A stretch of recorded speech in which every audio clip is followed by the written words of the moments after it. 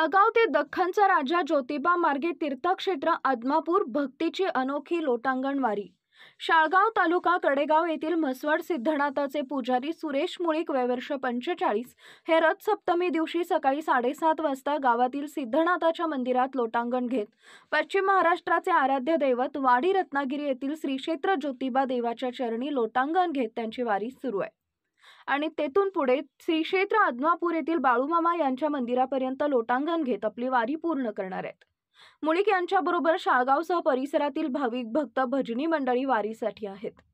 पुजारी सुरेश मुळीक यांच्या लोटांगण वारीचा आजचा 7वा दिवस असून ते आज बहे बोरगाव येथील शिंदे वस्तीवरून मुक्कामावरून इस्लामपूर वाघवाडी फाटा असा त्यांचा प्रवास सुरू आहे।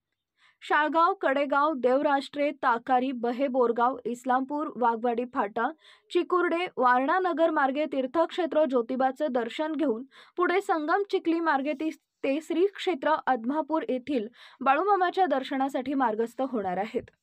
बाळूमामाचे दर्शन घेऊन त्यांची वारी पूर्ण होणार आहे।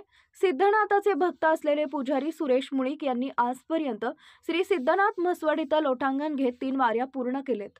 तर सिद्धनाथ म्हसवडचे मूळ स्थान धाराशिव जिल्ह्यातील परांडा तालुक्यातील सोनार सिद्ध इथं एक वारी लोटांगण घेत पूर्ण केली आहे।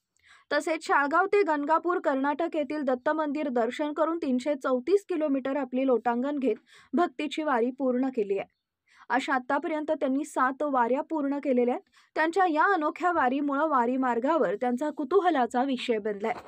त्यांची वारी पूर्ण करण्यासाठी बापूराव कचरे, तात्यासो मुळीक, भगीरथी मुळीक, मयुरी मुळीक, अंजना मुळीक, अलका घोलप, कृष्णत कुंभार निमसोड, बाळासो मुळीक, सुखदेव मुळीक, ज्ञानमंत्र वारकरी शिक्षण संस्था विहापूरचे गणेश डांगे महाराज यांचे बालभजनी मंडळ यांच्यासह शाळगाव आणि परिसरातील भाविक भक्तांचं योगदान लाभलंय।